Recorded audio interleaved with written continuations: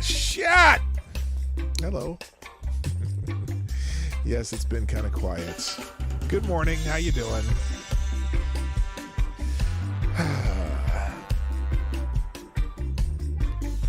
I hope that you all are having a great morning. Welcome to the show. We're going to talk about caving to the mob and boomer tech. Not really. Anyway, I am just going to start the show. Stop the music.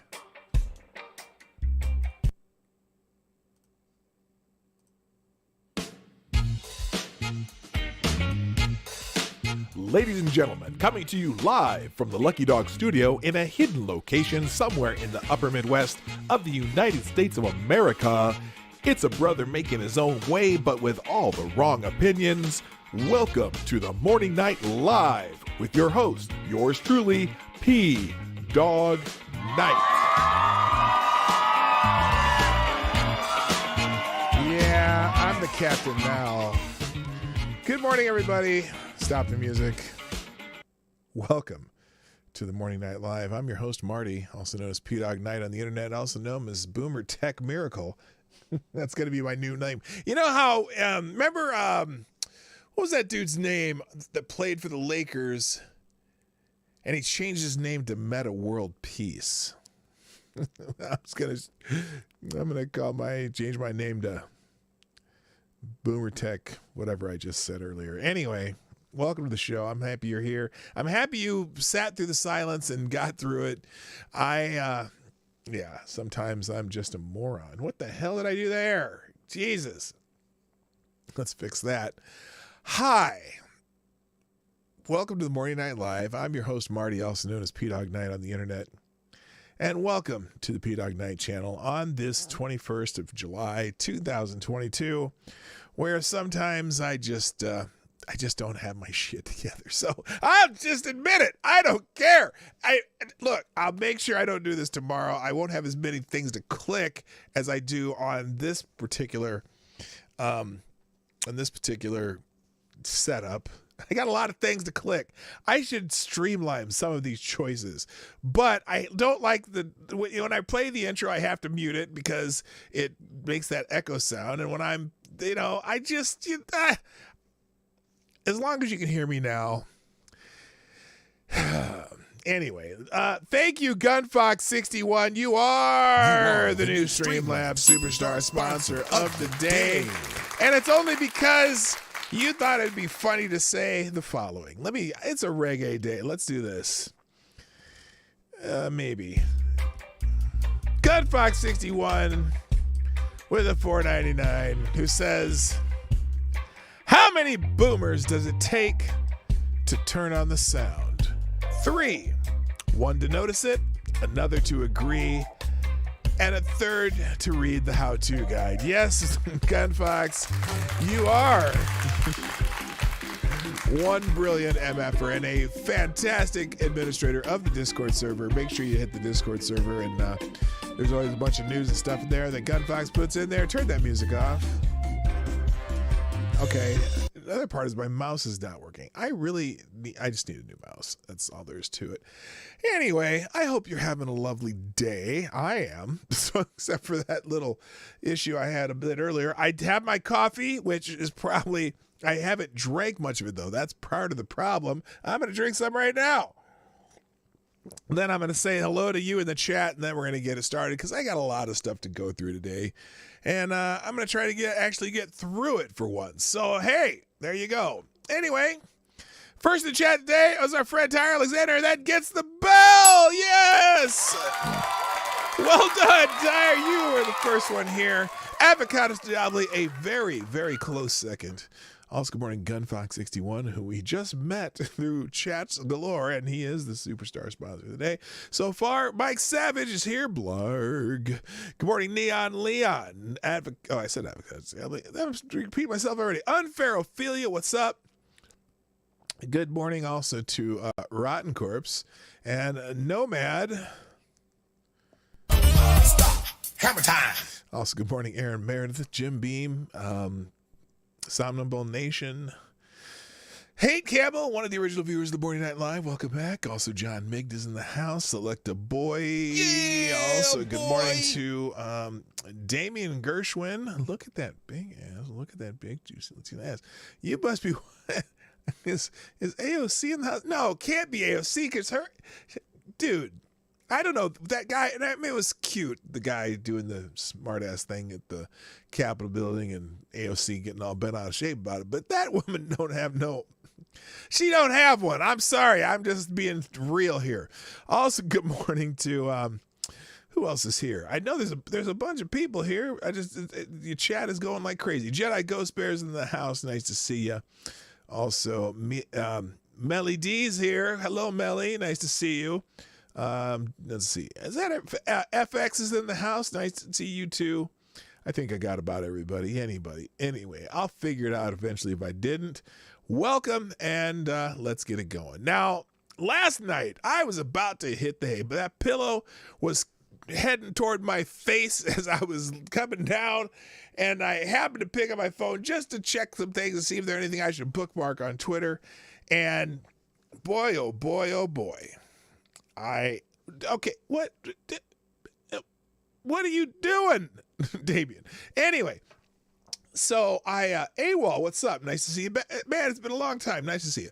So anyway, I'm about to hit the hay, and I always check Twitter just to see if there's anything I should bookmark for the next day because I'm trying to be a good host, and I'm trying to make sure that I at least get things that are current, or sometimes I like to talk about things before anybody else talks about them because you're going to start hearing about it later today. And one of the things that I found as I was going to sleep, I looked at my phone and I saw there was a concert venue, very famous concert venue. Well, it's not really a concert venue. See, if you live in Minneapolis, you know that this place is actually just a nightclub. It's a bar and nightclub, and they have bands and they have music and whatever. But if you've seen the movie Purple Rain, you would think that First Avenue, the very world famous nightclub in Minneapolis, once owned by Prince and still some kind of affiliated with his name, you would think it was a really giant club, giant club place, right? Well, no, it's actually a pretty small. It's not big at all, but it has a nice stage, and they get a lot of, really good acts in there. I mean, acts that have come through there. They've been like, who's that band that did? Runaway train and down the track. Going out of sending back. That band played there a few times, and I know Husker Du's been there. If you're familiar with the old metalhead Husker Du, and there's been a lot of famous acts that have come through there, and it's a small nightclub. It's pretty. Anyway, they were supposed to have. Dave Chappelle do a show at First Avenue in Minneapolis. Why is this going? Okay. They're supposed to do, that's fine. What's my phone doing? They were supposed to have Soul Asylum. Yeah. Alice Cooper's been there. There's been all kinds of acts that have come through First Avenue. And it's really, I think the club may hold maximum 700 people, 800 people. I don't know. No, that is not Tom Petty's Soul Asylum. That's it. So Dave Chappelle was supposed to do a show there last night, and I guess it'll hold more if you put people up at the balcony. It probably holds about 3,000 people total. It's a little bit bigger than that, but it's still not a huge concert venue. It's just a big nightclub down in downtown Minneapolis, right across from the Target Center, and world famous because of Purple Rain, right? Well, Dave Chappelle was supposed to do a show there last night. And I didn't even know that. I was thinking, I didn't know that, but I found out because this message was put out by First Avenue on Twitter. We hear you. This is their message. We hear you. Tonight's show has been canceled at First Avenue and is moving to the Varsity Theater. See our full statement below. And I'm like, whoa, why am I looking at a tweet from First Avenue? And so here's the message. The Dave Chappelle show tonight at First Avenue has been canceled and is moving to the Varsity Theater. To staff, artists, and our community, we hear you and we are sorry.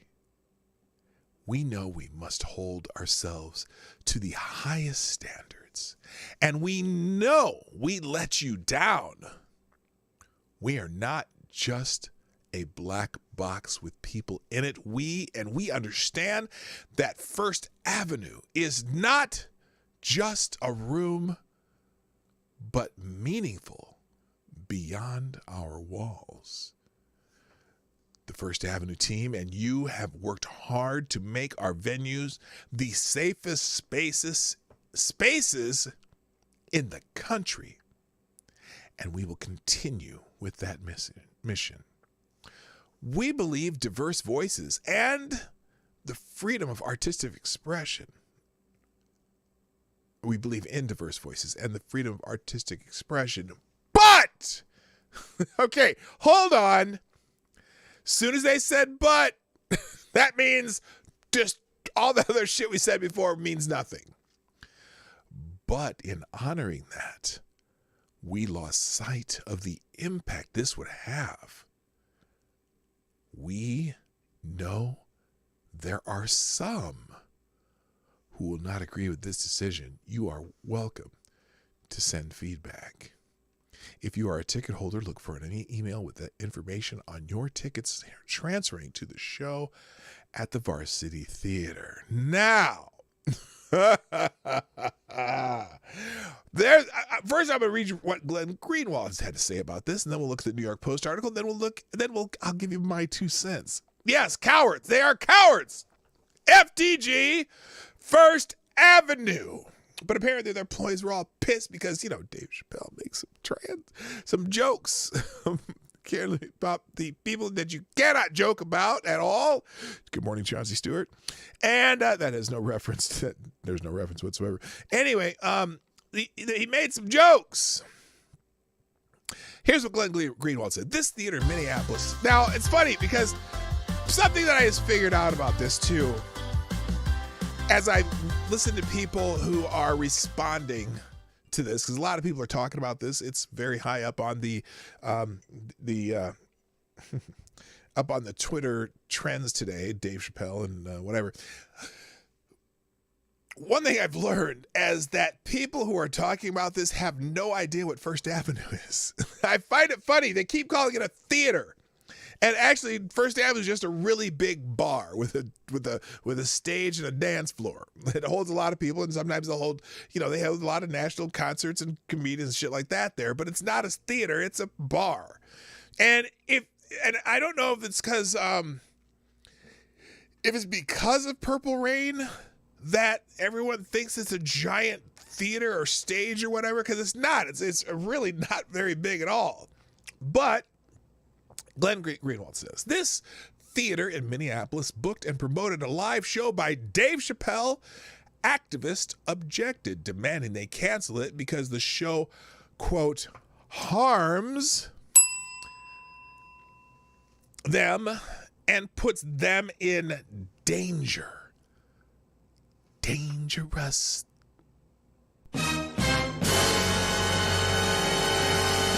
The theater capitulated and apologized for the harm. The show will now be in a different theater. He continues. In the 1980s, it was the moral majority and social conservatives on the right who routinely objected to shows by artists and comedians, demanding that shows be canceled or banned on the ground that they can cause harm to the community. Now it's the left that does this. Within the framework of liberal culture, it is difficult to avoid observing what Chappelle protests like this one in Minneapolis entail overwhelmingly white liberal activists. That's right. Trying to silence one of history's most brilliant and successful black comedians. And then someone said, AJ Delgado, this is so sad to see. Chappelle is one of the most inspirational black men in America, and the cancellation of him won't let up. Well, you know, Dave can take it because he has fuck you money. But if the show is if the show is causing harm, why are they redirecting people to another venue where that harm will be dispensed? Because they're stupid. And Glenn says many of the activists are complaining that the show wasn't fully canceled and are attacking the theater, even for noting where those who bought tickets can see the show instead. There are also planned protests aimed at those attending the show at the new venue. I wish I would have gone downtown Minneapolis last night just to watch the protest over Dave Chappelle. But in the immortal words of Cale Yarborough, the great NASCAR driver, fuck those motherfuckers.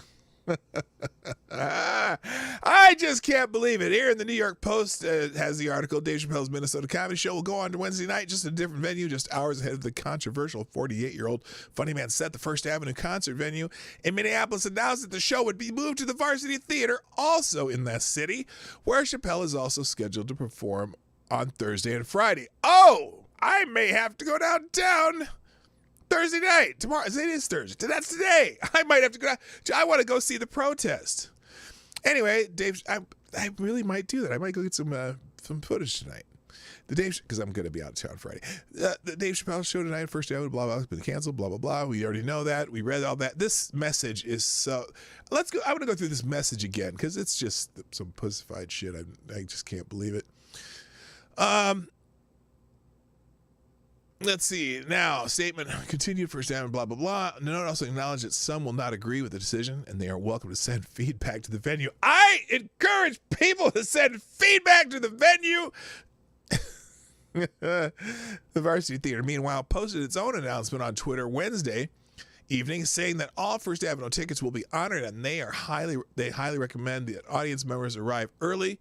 Numerous tweeters applauded the venue for not caving to the woke mod. Yes, I agree. Attention, Dave Chappelle fans. The show scheduled for tonight at First Avenue has now been moved to the Varsity Theater. Your tickets from First Avenue will be honored. Doors will open at 8 p.m., and we highly recommend arriving early. This event will be a phone-free experience. Damn, I want to see footage from the show and what Dave Chappelle has to say about it, because, you know, the club switcheroo alludes to the backlash it received for booking Chappelle in the first place due to the jokes he made regarding the transgender community in his 2021 Netflix special, The Closer. They canceled J.K. Rowling, my God, she said in the show. Effectually, she said gender was a fact, and that then the trans community got mad as shit, and they started calling her a TERF. Then he unknowingly sparked outrage, declaring himself a member of Team TERF, meaning trans exclusionary radical feminist. There's Dave Chappelle, who says, so? You dumb motherfuckers. That's what he said. That's what it is. See, that's the look. That's the you dumb motherfuckers look. That's what Dave Chappelle's look is right there. Okay. Anyway, let's see. I agree. He continued to agree, man. Gender is a fact. You have to look at it from a woman's perspective. After Netflix walkouts, employee complaints, and social outcry, the comedian still defended his joke in an Instagram video, saying in October to the transgender community, I am more than willing to give you an audience, but you will not summon me. I am not bending to anyone's demands. Still, the project earned Chappelle 2 Emmy nominations, for both Variety Special and directing for a Variety Special. However, he declined to have his name on his high school theater because of the drama. And then he was memorably attacked on stage by an armed audience member, Isaiah Lee, during the show at Hollywood Bowl, blah, blah, blah, blah, blah. I stand with Dave Chappelle, and I never thought I'd ever say this. I used to go to First Avenue every once in a while because they had some good bands in there. And the 7th Street entry is it's actually two clubs. There's 7th Street entry and there's First Avenue. They're connected. It looks like this big black box.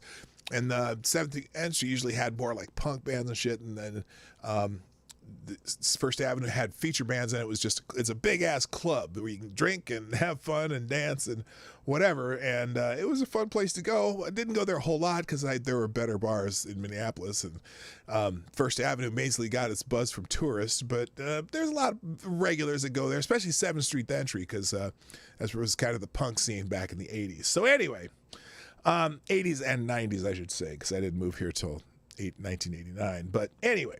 Real quick, thank you, FTG Farms, for sponsoring the show. That would be Tyre, the writer extraordinaire. And since we're on a reggae kick, let's put a little reggae music behind this one. We'll do some funny happy. All right, here we go. Oh, maybe. Play. What is going on? I need a new mouse. I really do. This mouse sucks.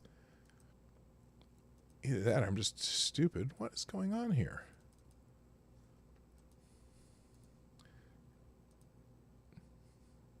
Well, I'll be damned. Maybe that song don't work. Let's try a different song. Ah! This mouse is pissing me off. It works over here. Why doesn't it work over here? Good Lord. All right, we're going to refresh the page and see if that helps.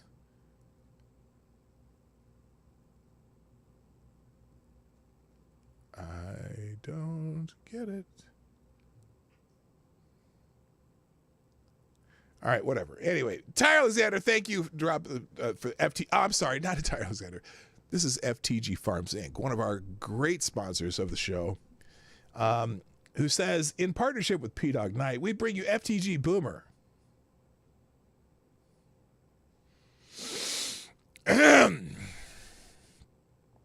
FTG Farms is a fucks farm, and usually my fucks farm is barren, so I go to FTG Farms to get more fucks. But right now, I'm considering going to another vendor. Anyway, it says...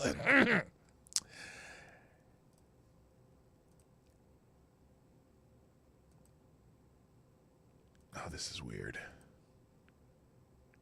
Oh, looky here. In partnership with P-Dog Night, we bring you FTG Boomer. This fuck is refined and defined, tempered by wisdom but powerful. FTG Boomer makes sure you brings down the house around them. Official fuck supplier of the P-Dog Night morning show, and you are still the official fuck supplier of the P-Dog Night morning show. And I am not 100 years old. Okay, thank you, Tyre Alexander. I appreciate you. And there you go. All right, shall we? Hello, Septus Wolf. How you doing? Natasha Kayleen's in the house. Johnny Hellcat, the original viewer of the Morning Night Live, is here. Eddie Haskell's here. I already said AWOL, but I'm going to say it again. My favorite Canadian Jaeger pony's in the house. A whole bunch of people showed up. Renee Mayette, good morning. And I think I'm caught up. So let's continue. Oh, FTG to First Avenue, though. That is painful. Oh shit, I never sent out the notifications on my other stuff either. God, I am just not having a good day here. Let's see. Let's close tab, reopen. Oops, close tab. Let's see if that works and if I can get this back up here. Oh, good Lord. Did I fucked that up too? Boy, I'm telling you. Oh, no, I didn't. It's all good. It's all good. I sent it. And I did send that one, didn't I? Good Lord. I'm just having one of those days. I hope I get through it. Didn't I? I did not. Okay, let's see if I can fix this real quick. I apologize for making the sausage as we go along, but I just need to fix this because there we go. All right, we're all good now. It's all good. Shall we continue? God. I should just play music all the time and just shut my mouth. Anyway, shall we move on? So the other day I was telling you about how the crew at Stephen Colbert's show, they committed an insurrection at the Capitol, the House office building. Hello, Keenan. Hello. Why are you so angry? Nice to see you guys here. Well, apparently now there's video that is showing some of their antics. And Just the News, John, what's his name? What's the dude that does Just the News? What's his name? Oh, well, this is Brent Whedon at Just the News. John Solomon, that's the guy who started this channel, this site.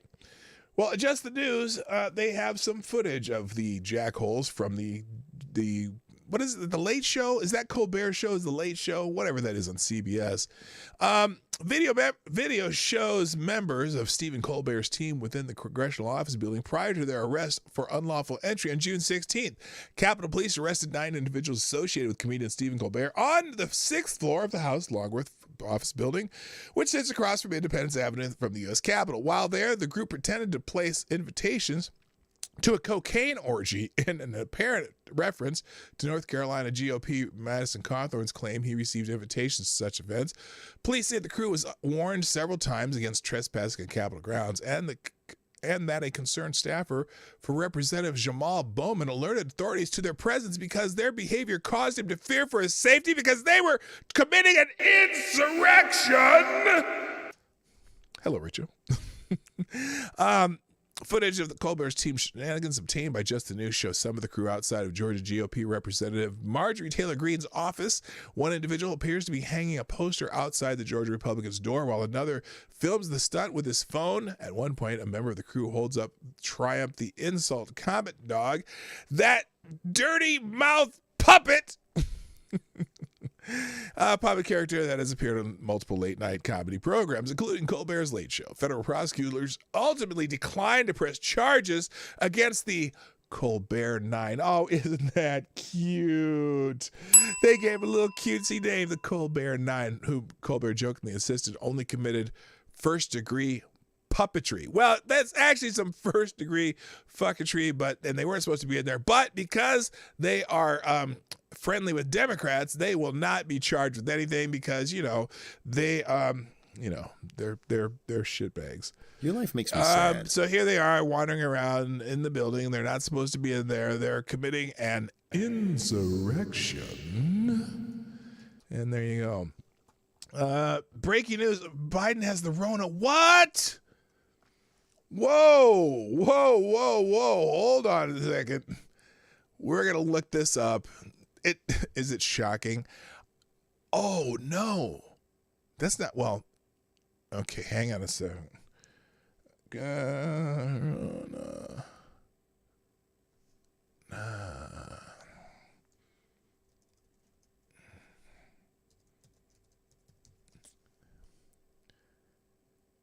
Uh-oh.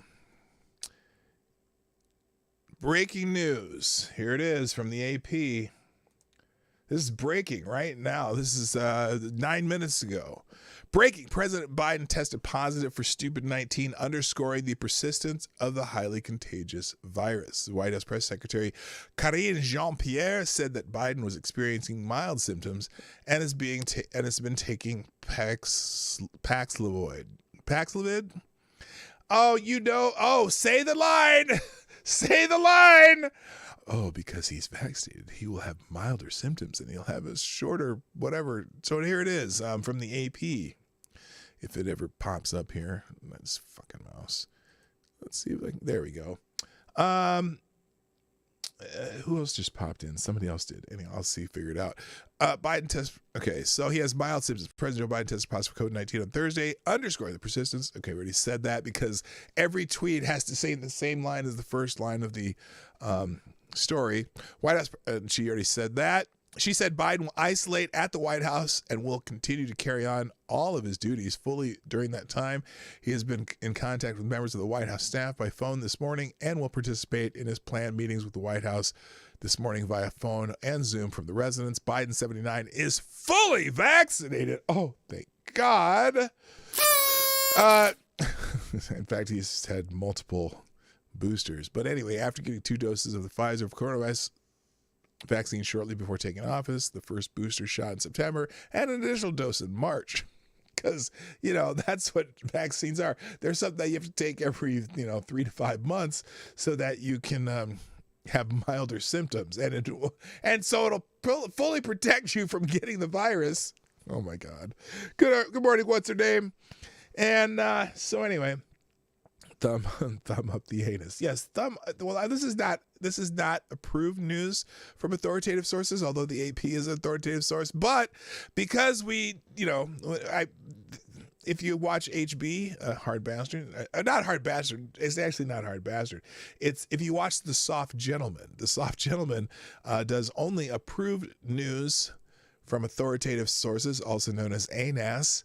And if but we'll consider this a honorary episode of ANAS. So if you would please thumb up the ANAS, we would appreciate that. Biden, after getting 2 doses, blah, blah, blah. Up to this point, Biden's ability to avoid the virus seemed to defy the odds, even with the testing procedures in place for those expected to be in close contact with it. Prior waves of the virus swept through Washington's political class, infecting Vice President Kamala Harris, cabinet members, White House staffers, and lawmakers. Biden has increasingly stepped up his travel schedule and resumed holding large indoor events where not everyone is tested. Top White House officials in recent months have been a matter of fact about the likelihood of the president getting stupid 19. You know what's going to happen, though? See, because he got it too soon, so they can't eat. Oh my God, I can't believe I almost said this. Well, they can't. Remember I said he's going to be around to probably the February, March of 2023. It's too early. So this is not going to end the president. And I don't want the end of president. They're going to find a way to 25th Amendment him in 2023. So when President Harris takes office, she'll have a couple more options to run for a couple more times. But she's not going to be any better because really right now it's Ron Klain and the other puppeteers that are pushing it. And in fact, did you hear though? Did I say this the other day? There's some secret going on behind the scenes where they're talking about getting a, what do you call it? Not one of those hearings, like they do in the Senate, confirmation hearing. They were talking about putting together a confirmation panel in the House of Representatives. Now that doesn't make sense because congressional, when they approve presidential appointees, well, that's always the Senate's purview, right? Yes, except for one thing. Vice presidential approval panels go through the House, not the Senate. Now, why would they be discussing a confirmation process in the House, which is the only thing that they would confirm are vice presidents? There's only 2 choices. One, the vice president is about to resign, or 2, do the math. Okay, just saying. I told you, 2023, February or March. Anyway, so if you want to read more about Biden having stupid 19, there you go. FTG stupid 19. We need Biden to be healthy. And I prefer that he finish out his entire term because there's just too many laughs to be had. Anyway, all right. BB Harris isn't American. She was born in a different country. Nope. Kamala Harris was born in the U.S. Now she moved to Canada and lived in Canada for most of her formative years, but she was like 4 or 5 years old when she moved to Canada. She's a U.S. citizen, born in the United States, born in the USA. And even though, both of her parents are immigrants from other places, but she is not a national, what do you call it? Whatever. She's a U.S. citizen. She was born in the USA. All right. Well, let's move on because I kind of got sidetracked there. Thank you, Jedi Ghost Bear, for the breaking news. Okay, now back to the Colbert people, these idiots. This is just them wandering around, putting posters up, taking video of it. And it's weird they're doing video with their phones, but, phones actually do some pretty good videos. So anyway, FTG to the Colbert crew. Moving on, Mr. David Hogg is in the news. Everybody's favorite. Oh, I see cancer. Try AIDS.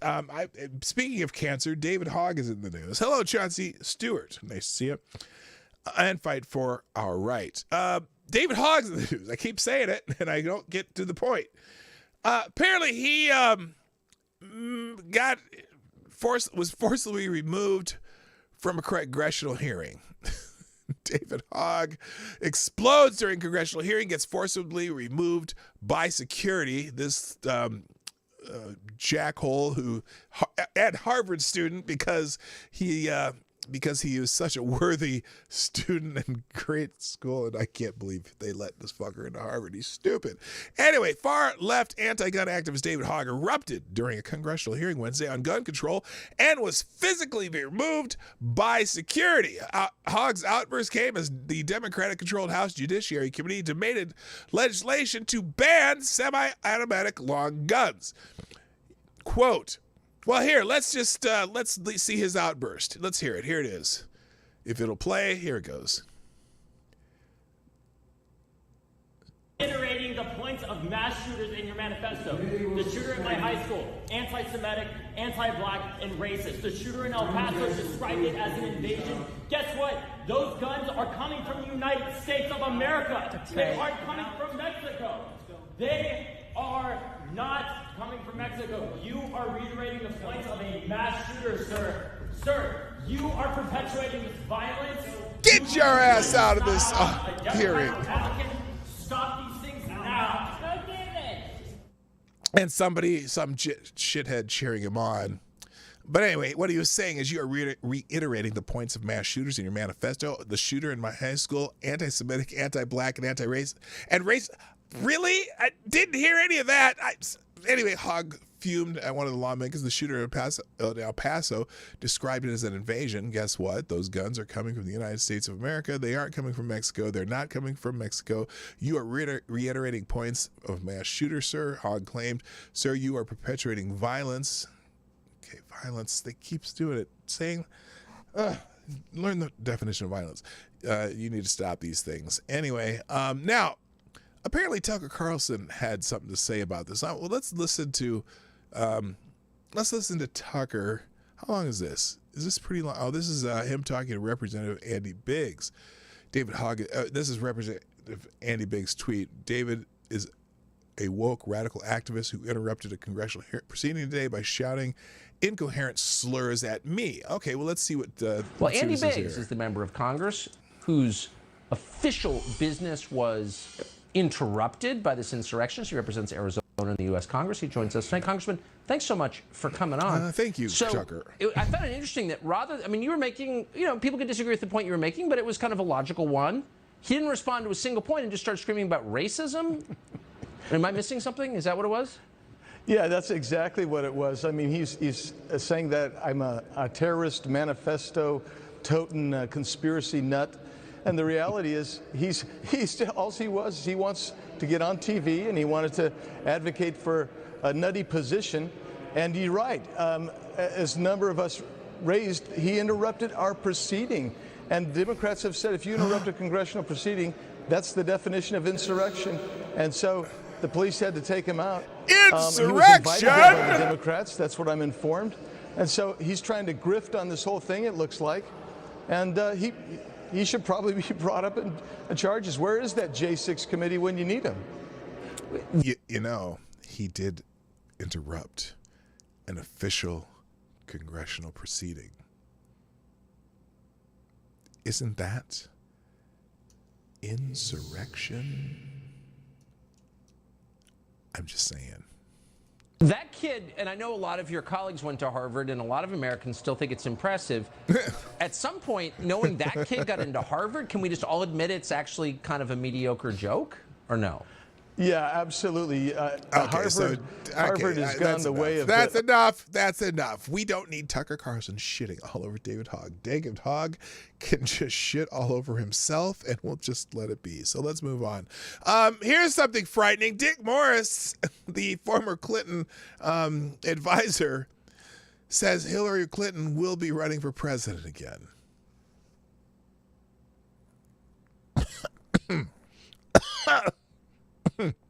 He's-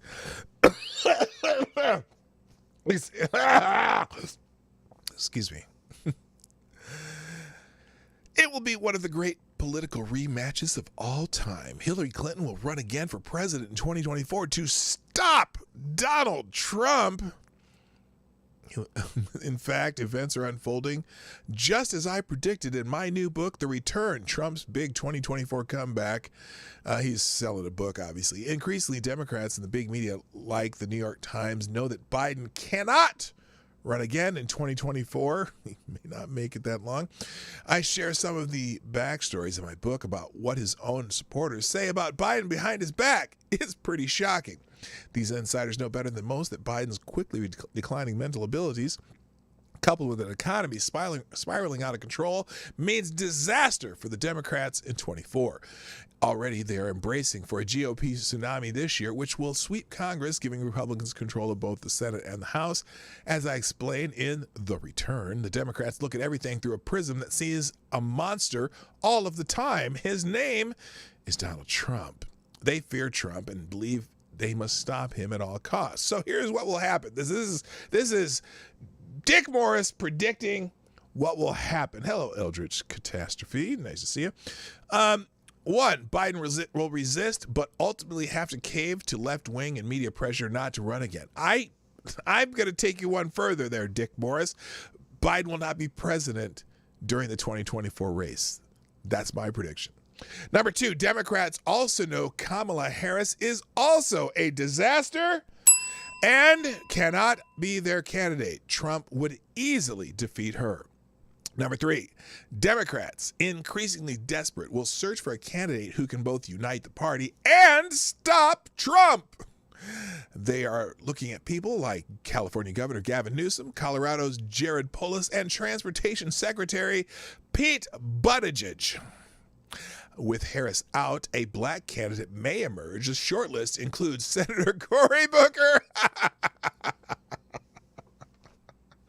No. Oh, if she wins the Georgia governorship, maybe even Stacey Abrams. Oh, my God. Oh. Number four, far left progressive wing of the party will look to Bernie Sanders, Elizabeth Warren, or Alexandria Ocasio-Cortez. AOC is the one who will take off, and she will wreak havoc. The left now dominates the Democratic Party. She will do surprisingly well. He might have a point there.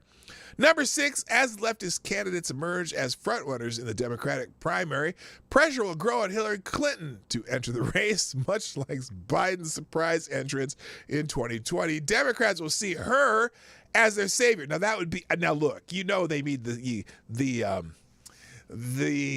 establishment Democrats, because they definitely don't want a chance at Bernie or AOC. And Elizabeth Warren, she has, well, I don't want to put a feather in her hat, but I can't even finish that joke. Never mind. Okay, Democrats will see her as a savior, an experienced politician able to bridge the left and the more moderate wing of the party. It is clear to me that Hillary Clinton's recent spate of media interviews. Now, this is the part that he may have right here. It's clear that her recent spate of media interviews, as well as opinion pieces penned by longtime Clinton cronies touting her as Joe Biden's successor, are a prelude to her announcement she's running. When that happens, we will enter a new phase. Now, Trump is also preparing for Hillary's run and knows he needs to create a new majority that will enable him to beat her and win in 2024. And he says, as I explained in The Return, it's Trump's to lose, and he won't. So Dick Morris is predicting we will have a Grover Cleveland moment in the United States of America when Trump will win another presidency. I am skeptical yet optimistic. I don't know. Chris W., how you doing? Chris W., what? Why are we talking about AOC's booty? Hi, Maniac Man. Nice to have you back.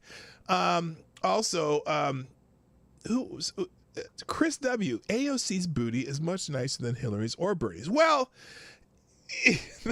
you are in a, oh my God. I can't believe I'm talking about AOC's booty. that's not a real criteria there, because I'm not looking at anyone's booty that you're talking about. But anyway, welcome to the show. By the way, if you were here, well, you have to be subscribed to be commenting, so you must have subscribed at some point. Welcome back. All right, let's move on.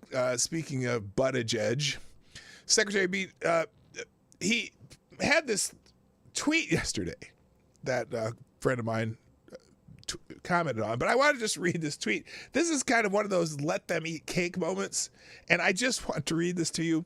Chasten, whatever this husband's name is, and I bought our first plug-in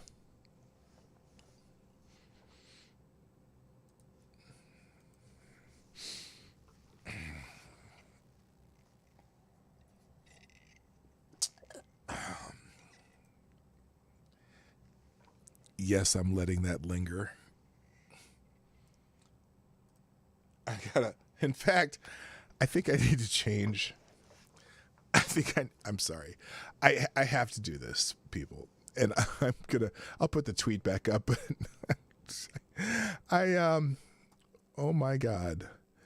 Hang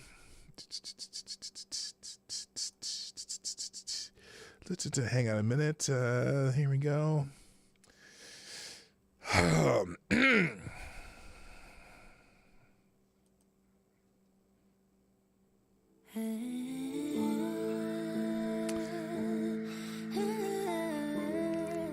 Chasten and I bought our first plug-in.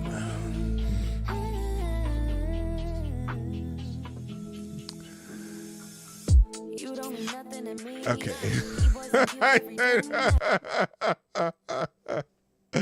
Hybrid electric vehicle 5 years ago, used. Ew.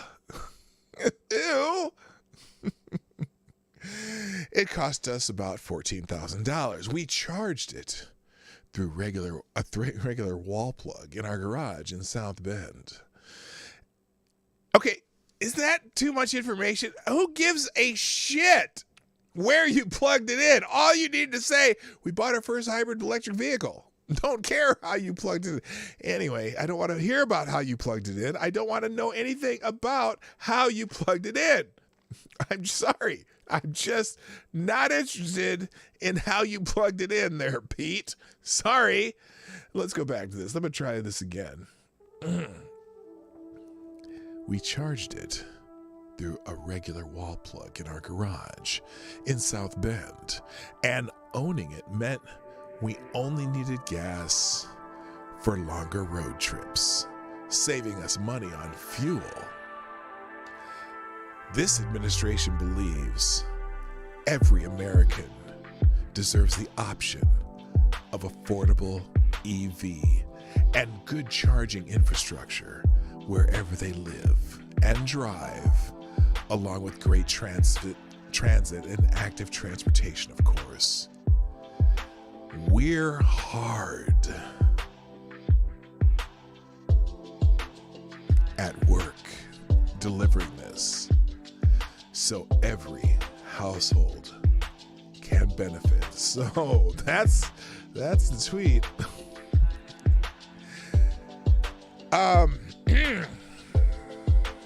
Whew. Getting a little warm in here.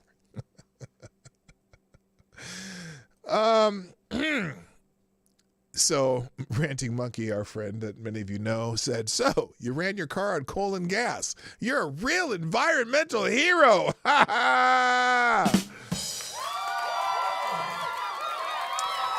And Tim Young, did you hear that, poor people? Go and buy an electric car that's now $60,000 and stop complaining about gas prices. Hey, wait a minute. Now they're going to have that Chevy Blazer that they're building in Mexico that'll be only $45,000. And I'm sure there's lots of great used EVs out there. Oh, wait, there's not. And, someone made the point, buying a used electric car,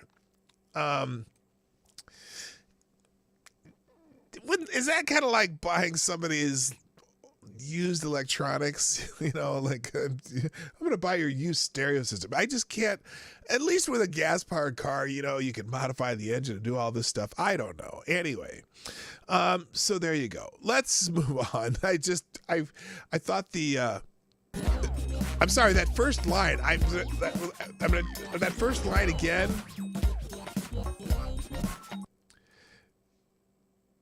The first, what? Come on. Jason and I bought our first plug-in. Okay, I don't want to. And then we're hard. That's way too much information, Pete. Anyway, thank you, Chris W, for sponsoring the show. You are awesome. With a $19.99 through Super Chat. Who says, should I go back to, well, I'm not going to put music on this anymore. Well, here, let's stick with the sexy music, because I'm sure this is going to be something, I don't know, something cuddle-worthy. Chris W says, 24 Democrats were in the 2020 primary, and the establishment still went for Biden. They have no bench whatsoever. Pathetic and hilarious. This is true. Thank you for being a great sponsor of the show. Yeah, they don't. I mean, who? Honestly, on the other side of the aisle, too, you're going to have Trump. Sure, you got Trump. And I think DeSantis would be a strong candidate. I would love to see Rand Paul in the mix. There might be a couple others, but those are three that come to mind. Rand Paul may have to wait.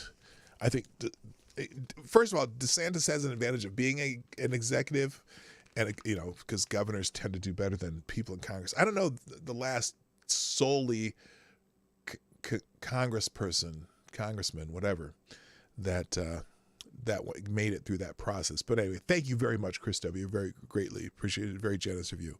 All right, let's move on. Yeah, that was Pete Buttigieg's "let them eat cake" moment. Also funny in the old Twitter spaces here today. Oh, I'm going to do it over time. This is kind of funny because the recount, which is what is the recount? It's kind of it's a Twitter feed, but it's also a website. And the recount put out this tweet making fun of a Republican Representative Virginia Foxx. And I found it a little bit, well, I got to think maybe Virginia Foxx knew exactly what she was doing here. Here's the tweet. While arguing that Democrats' bill to protect contraception access distracts from inflation, Representative Virginia Foxx, Republican of North Carolina, seems to accidentally read notes her staff attached to her remarks. Quote, this is what she said, 9.1%, end of quote. Repeat the line, 9.1%. Oh! Now, does anyone think perhaps she might have done that on purpose? So then the recount had to follow up. On further inspection, Fox may have been alluding to Biden's July 8th remarks where he quoted someone and said, repeat the line, though her delivery could use a tune-up. Oh, maybe she got the reaction that exactly she wanted. I'm just saying. So anyway, well done, Representative Fox, on your little trolling of the media. All right, moving on. Also, this is an interesting headline from The Hill. Now, let me see if you can figure out why I am featuring this particular headline. She was absolutely taking the piss. Absolutely. She was mocking them. Hello, Faithless. Nice to see you. Welcome back. Haven't seen you for a while. This is another one that caught my eye, or it has caught many people's eye now. And see if you can see what's wrong with this. GOP sees chance to steal Hispanic voters from Democrats.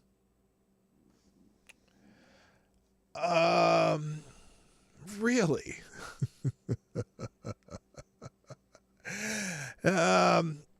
boy, seems like Hispanic voters are Democrats' personal property, which is one of the first responses to this. I thought D's had progressed since 1861. Oh, I love accidental racism here. Oh, spot on. Maybe, just maybe, Democrats' problem is they think they own them in the first place, as I am fairly certain that we have a constitutional amendment prohibiting that very concept, but keep calling them tacos. That ought to work. Oh, that's a good one. And so, yeah, people would notice this, and let's see, someone here. When you think Hispanics have no agency, this is the kind of headline you write. Hello, Swirly. Nice to welcome back to the show. All right, now let's see here. Moving on, and here's the article from the Hill. Now, the article from the Hill, they changed the headline because they changed the headline. GOP basks in growing Latino outreach success, and it's by someone named Rafael Bernal, Emily Brooks, and Mike Lillis. But listen to how they start this article because it's interesting. Republicans are actively courting Hispanic voters in key competitive House districts, hoping to peel away voters from Democrats. So the first line is still very much like it was, but they changed it. It was different earlier. And then they go, and also you know that they changed this because look where they changed this first line because it was longer. Repeating would have fit on this line, so they edited this article. Repeating their historical pattern of investing little and late in reaching out to Latinos. Now, that's fascinating because particularly in South Texas, there are 3 Republican candidates down there, all women, who are doing very well in their quest to become the congressperson for their districts down there. But it's interesting. It's like they're taking a shit on Republicans by repeating their historical pattern of investing little and late in reaching out to Latinos. Well, you know, it's a lot easier when you can, when the economy sucks and that you keep calling them Latinx and calling them tacos. It couldn't be a starker contrast between Republicans and Democrats as we engage and do outreach to minority voters, specifically in the Hispanic community, says Daniel Alvarez, communications director for the GOP. Hispanic Democrats in Congress outnumber Republicans 4-1, but the Republican Party has recruited a new generation of Hispanic candidates at breakneck speed, most notably in Texas, but also in states like Oregon and Virginia. The National Republican Congressional Committee says it has recruited a total of 102 Hispanic candidates this cycle. Excitement about making inroads in the Hispanic community led Representatives Tony Gonzalez, Republican of Texas, and Mario Diaz-Balart, Republican of Florida, to launch the Hispanic Leadership Trust PAC in May, aimed at growing the number of Hispanic members of the House. Step 1 is bringing back everybody that is Hispanic conservative Republican, Gonzalez says. The GOP this week seized on a flub by Jill Biden comparing the Hispanic community to breakfast tacos. Now, wait a minute.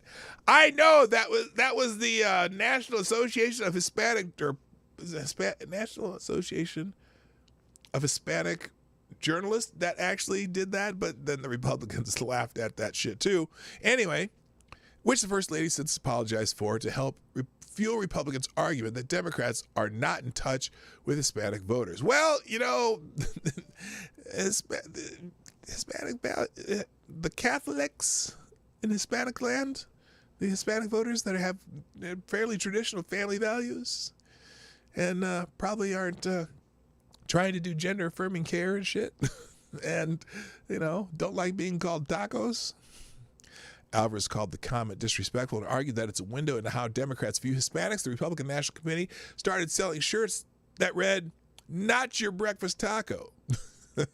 Historically, most heavily Hispanic districts have deep Democratic lean, with the exception of the districts with proportionally high Cuban American populations, which tend to lean Republican. But, excuse me, sorry. But recent polling is buoying Republicans who see a chance to make real inroads with Hispanics amid national frustration over high gas prices and inflation and illegal immigration. But they're not allowed to say that.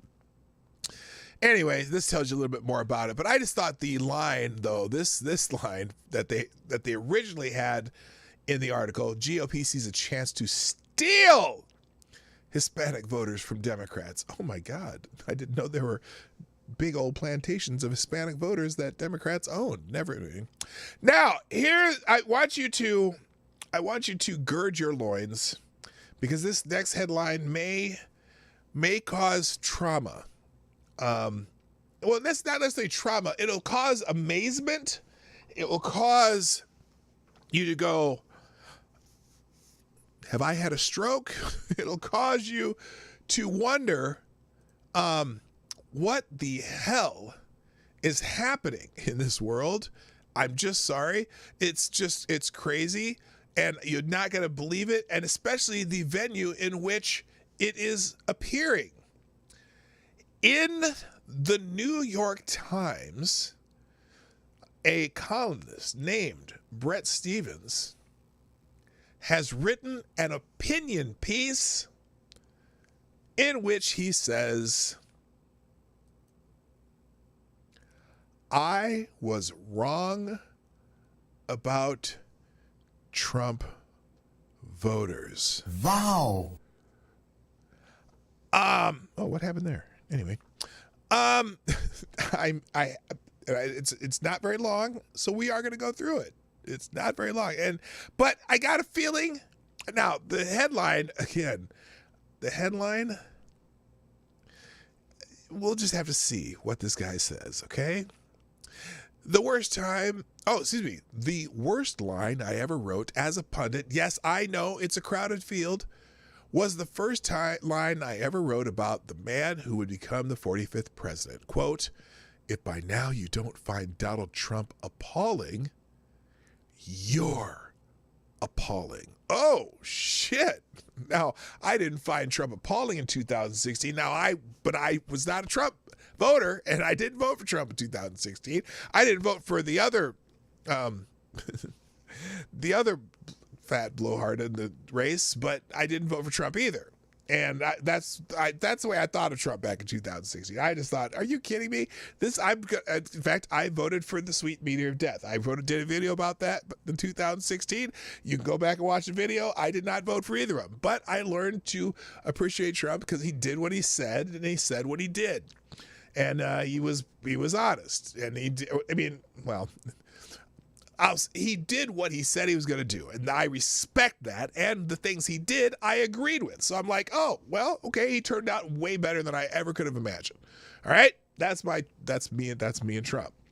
But anyway, yeah, you're appalling.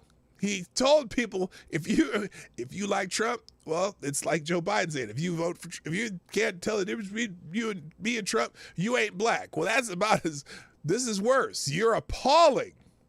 This opening salvo from August 2015 was the first in what would become dozens of columns denouncing Trump as a unique threat to American life, which actually my life improved a lot during the Trump administration, democratic ideals, and the world itself. I regret almost nothing of what I said about the man and his close minions, but the broad swipe at his voters caricatured them and blinkered me. Well, good, because I hope they all said fuck you. Anyway, it's also probably did more to help than hinder Trump's candidacy. Oh, that's where he's feeling bad. It helped Trump's candidacy to be an asshole like you were.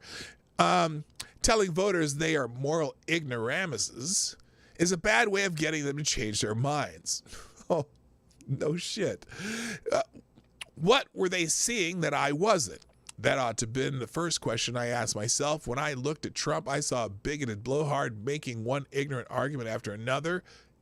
But he was right. What Trump supporters saw was a candidate whose entire being was a proudly raised middle finger at a self-satisfied elite that produced a failing status quo. Well, at least you got that right. Absolutely. That's exactly what he was. I was blind to this, though I had spent the years of Barack Obama's presidency denouncing his policies. Wait, whose policies? You denounced Oh, this is Brett Stevens. Kind of. My objections were more abstract than personal. I belonged to a social class that my friend Peggy Noonan called the protected. Oh, you mean the establishment right that sipped tea on their friends' yachts and rubbed elbows with oil barons and people of higher status. Yes, that was you. Peggy Noonan, holy shit. My family lived in a safe, pleasant neighborhood. Oh, you mean white? Is that what you're saying? I was well paid, fully insured, insulated against life's harsh edges. Trump's appeal, according to Noonan, was largely to people she called the unprotected. Their neighborhoods weren't so safe and pleasant. Their schools weren't so excellent. Their livelihoods weren't so secure. Their experience of America was often one of culture and economic decline, sometimes felt in the most personal of ways. It was an experience compounded by the insult of being treated as losers and racists, clinging, in Obama's notorious 2008 phrase, to guns or religion or antipathy towards people who aren't like them. No wonder they were angry. Well, this guy has some self-awareness. At least he's getting it. Anger. Oh, but then he blows it in the next line. Anger can take dumb or dangerous terms. And with Trump, they often took both. But that didn't mean their anger was unfounded or illegitimate or that it was aimed at the wrong target. Trump voters had a powerful case to make that they had been thrice betrayed by the nation's elites. First, after 9/11, when they had borne so much of the brunt of the wars in Iraq and Afghanistan, only to see Washington fumble and then abandon the effort. Second, after the financial crisis of 2008, when so many were being laid off, even as the financial class was being bailed out. Third, in post-crisis recovery, in which years of ultra-low interest rates were a bonanza for those with investable assets and brutal for those without. Oh, and then came the great American cultural revolution of the 2010s, in which traditional practices and beliefs regarding same-sex marriage, segregated bathrooms, personal pronouns, meritocratic ideals, that's a really, is that how you say it? Meritocracy, meritocratic? That's weird. Race-blind rules, reverence for patriotic symbols, the rules of romance, the presumption of innocence, and the distinction between equality of opportunity and outcome became more and more not just passé, but taboo. Maybe this guy is getting it. It's one thing for social mores to evolve over time, aided by respect for differences of opinions. It's another for them to be abruptly imposed by one side on another with little democratic input, but a great deal of moral bullying. He gets it. Holy shit. This was the climate in which Trump's campaign flourished. I could have thought a little harder about the fact that in my dripping condescension toward his supporters, I was also confirming their suspicions about people like me. Ha! I don't know if you're ever going to be wrong about that. People who talk a good game about the virtues of empathy, but practices it only selectively. People unscathed by the country's problems, yet unembarrassed to propound solutions. I also could have given Trump voters more credit for nuance.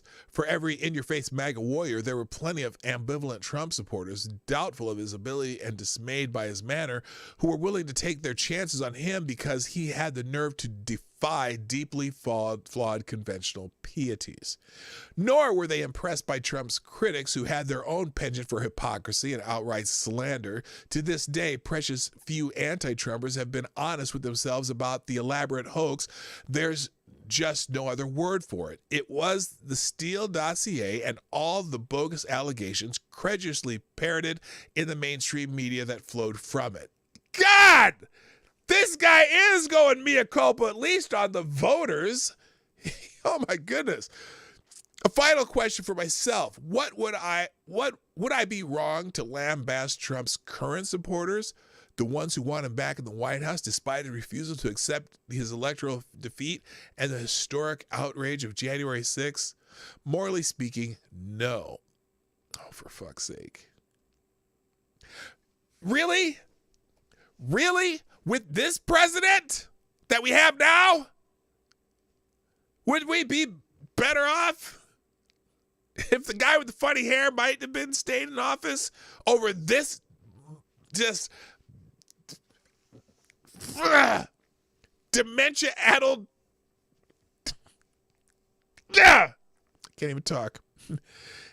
Anyway, morally speaking, no, it's one thing, blah, blah, blah. It's another thing to do it that, okay, morally speaking, no. It's one thing to take a gamble on a candidate who promises a break with business as usual. It's another to do that with an ex-president with a record of trying to break the republic himself. Shut the fuck up. He tried to use all legal means possible to, he was trying to use legal means, and when it didn't work, we had a peaceful transfer of power, you fucking moron. But I don't have an opinion. But I would also approach these voters in a much different spirit than I did the last time. A drop of honey catches more flies than a gallon of gall, noted Abraham Lincoln early in his political career. If you would win a man to your cause, first convince him that you are his sincere friend. Words to live by, particularly for those of us in the business of persuasion. Well, look, dickwad. At least you are aware of why voters like Trump. And if you were only aware that Trump had successes, if you could even fathom the idea of acknowledging that, maybe I would give a shit about what you're saying. But you blew it with that whole thing where would Trump be better than Biden right now? Yeah, probably. So FTG Brett Stevens. There you go. All right, now let's get into some news that I pulled off the Discord server.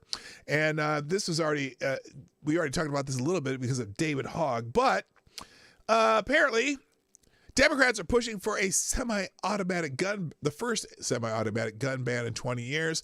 House Democrats pushed ahead Wednesday with legislation that would ban certain semi-automatic weapons as they considered their most far-reaching response yet to this summer's series of mass shootings. Oh, it's so convenient. All the mass shootings in a congressional election year. Democrats hope that the 100-page bill moving through the Judiciary Committee will pass the House before the August break, but that is far from assured because some moderates in the party, especially those from swing states, are wary of a vote on broad gun controls before the November elections. That's God, because they have no principles, and but they also know that it will not be good for them anyway, especially when the bill has little chance of becoming law due to opposition in the Senate. Democrats can afford to lose only 4 seats if Republicans are united in opposition to the ban. Maine Representative Jared Golden, who represents a GOP-leaning district, is one of the few Democrats who have indicated a no vote. I don't support any version of that, Golden said. He is joined by Representative Henry Kuehler, a Democrat from Texas, who is also facing a tough re-election race and has said he doesn't believe in bans on weapons. Despite not having full support from his caucus, Representative De La Sicilione, douchebag from New Jersey, the bill's leading sponsor, he is confident he can get the required votes, even if that involves reaching out for Republican support. There are more guns than people in this country, more mass shootings than days in the year. Yeah, they always use what is that, gun something? There's some website that does mass shootings, and it uses a different definition of mass shootings that's more lenient than the FBI. And so they all quote that one because they're the ones who say, well, there have been 360 some mass shootings in the United States. Well, when we say mass shootings, we mean like events like the mall shit and whatever. It hasn't been like that. It's been places where like even some of the gang activities are counted.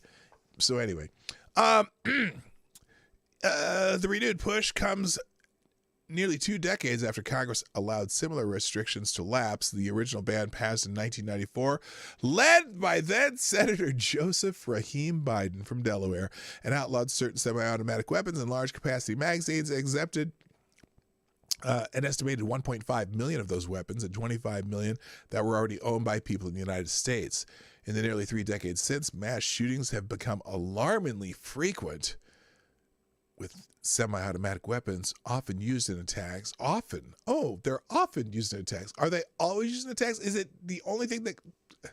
Look, vast majority of the so-called mass shootings are done with handguns. The worst mass shooting in the history of the United States, which I think was at Virginia Tech, was done with handguns.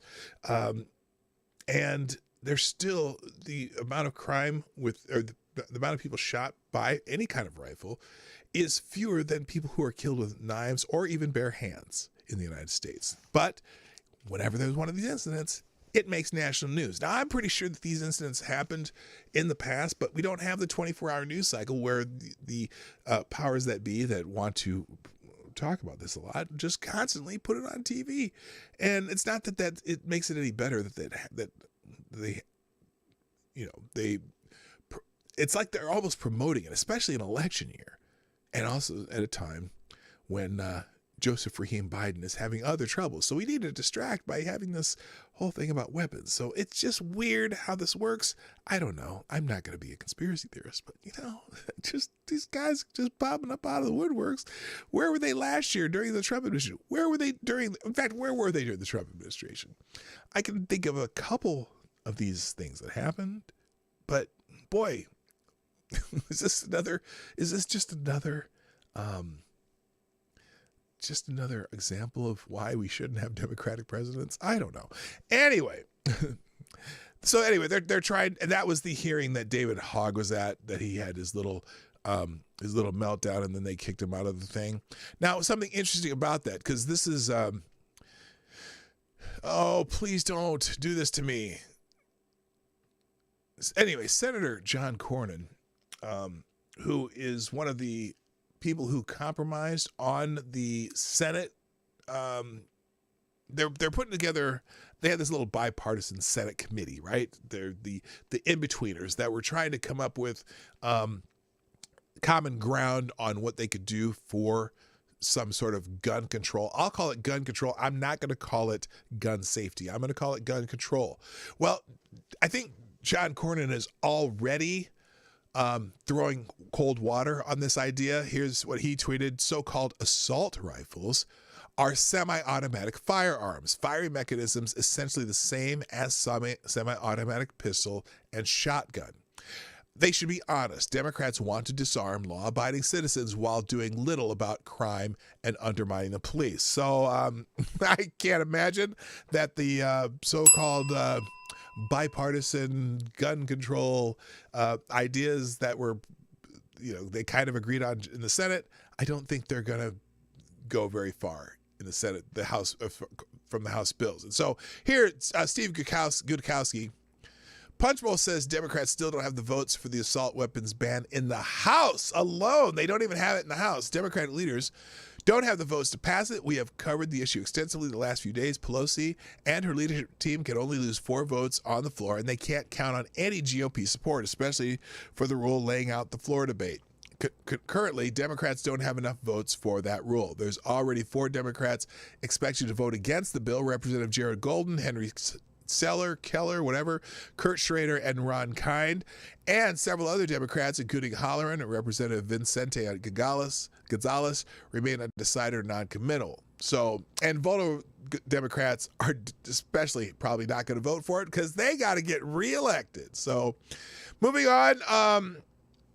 Also, Representative Omar and Tlaib are among Democrats tied to a group with alleged links to Hamas slayings. Not good. At least 8 Democratic members of the Congress share close ties to a nonprofit group that is now subject to discovery in a landmark federal civil lawsuit that seeks to hold a group financially liable for the terrorist slayings of an American teenager in 1996. David Boyd was 17 when members of Hamas, a designated foreign terrorist organization, shot and killed him at a bus stop in the West Bank in 1996.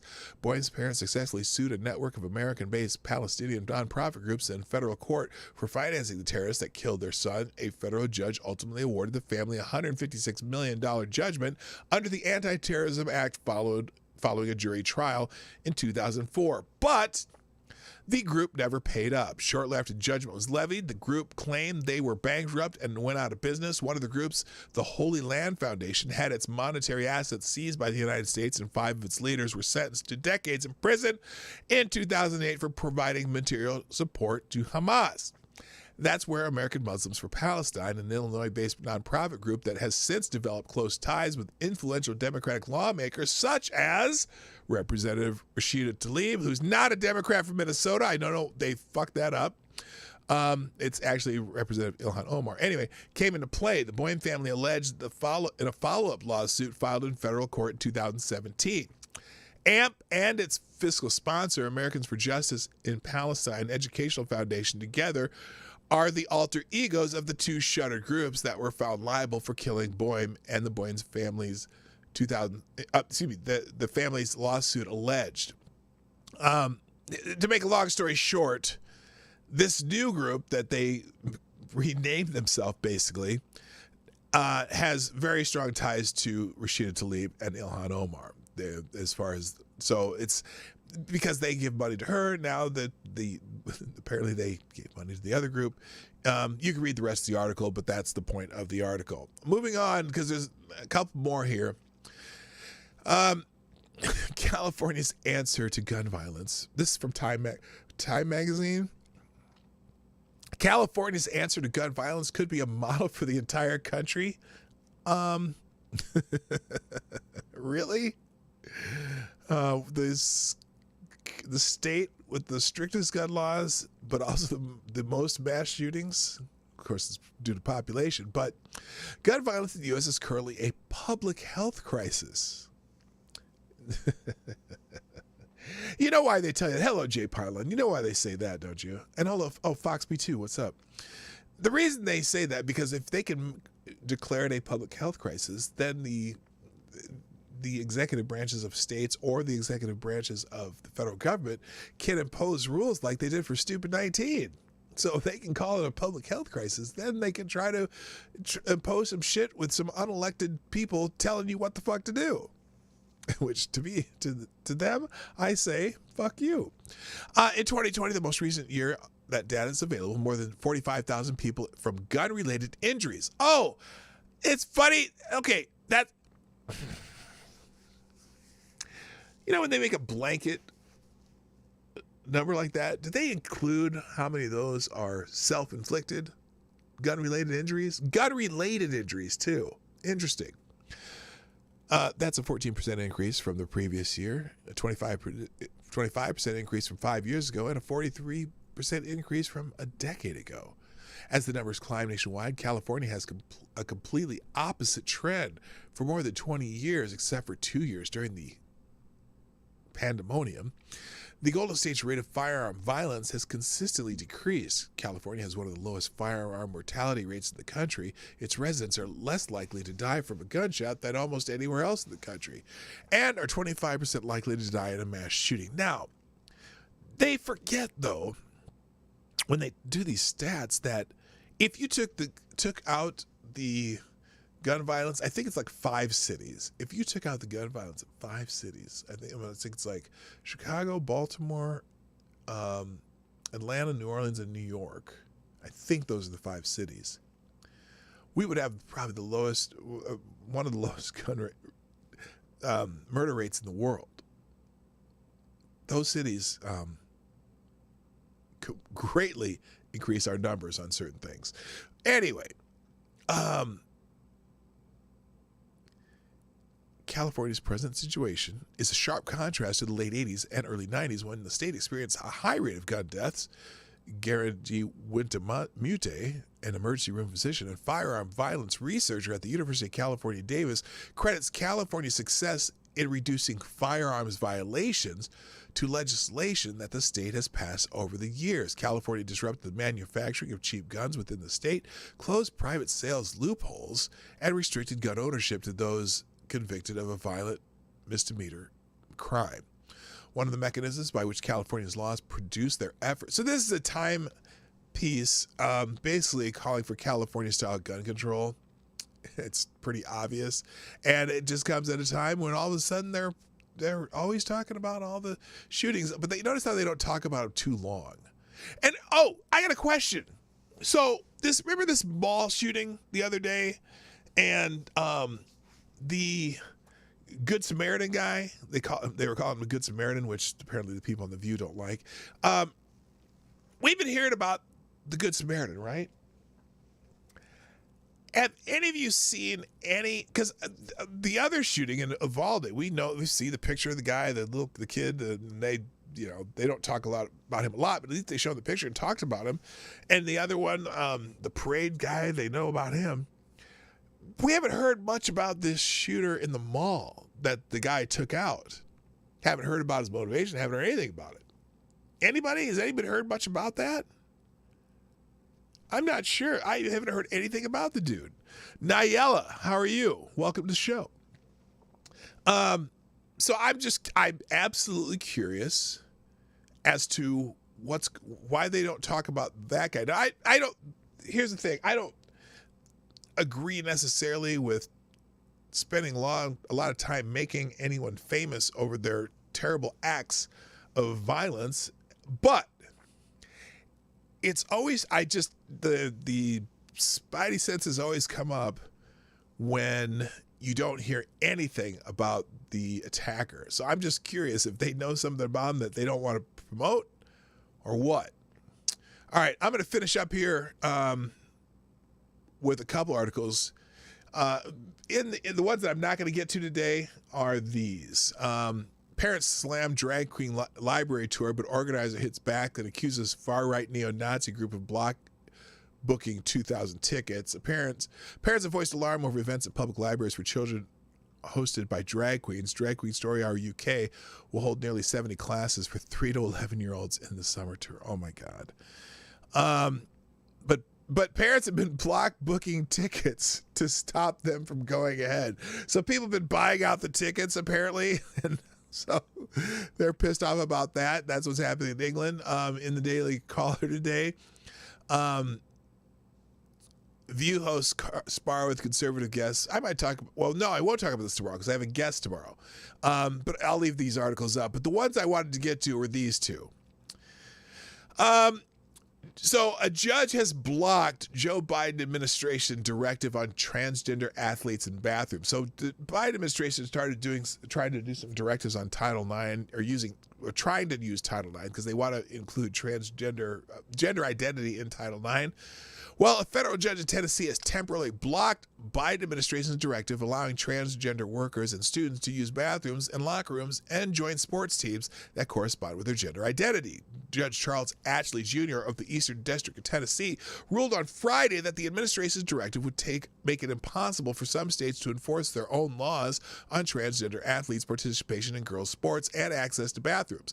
The coalition of 20 Republican attorney generals brought the lawsuit last year against the federal government, noting that they stood to lose significant federal funding as Biden directives were in conflict with their own state laws. Ashley agreed with that and writing in his order that the states cannot continue regulating pursuant to their state laws while simultaneously complying with defendants' guidance. Oklahoma Attorney General John O'Connor, one of the plaintiffs, said in a written statement on Saturday that the Ashley order is a major victory for women's sports and for the privacy and safety of girls and women in their school bathrooms and locker rooms. Now, this is just a simple Reuters article, but I also wanted to contrast that, there's some subtle differences in how Essence is a women's magazine that is promoted to black women. It's a black women's magazine. I'll just say it that way. Interesting how there's a difference in the way it's written, though, and that's the only reason I wanted to feature this one. Federal judge temporarily blocks Biden administration's Title IX guidelines that protect transgender students. Now, that's even different in the headline. Here, judge blocks Biden administration's directives on transgender athletes' bathrooms. No editorial content in the article. So I give Reuters credit. But in the Essence article, blocks administration's guidelines that protect transgender students. Tennessee Judge Ashley said that the Department of Education's guidance directly interferes with enforcing their state laws that ban transgender people from participating in sports. That is false. It doesn't ban them participating in sports. But see, the subtle difference. A federal judge temporarily blocked the Biden administration's Title IX guidance, which prohibits discrimination based on sexual orientation and gender identity. That is false. It has nothing to do with sexual orientation.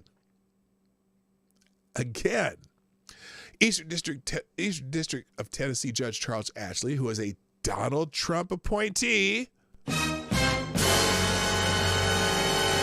also not mentioned in the Reuters article, said Friday that the Department of Education's Title IX guidance directly interferes with and threatens the plaintiff state's ability to continue enforcing their state laws. A coalition of 20 Republican attorney generals is basically, so the first few, except for that one line, it's pretty much the same article as Reuters, but it moves down here.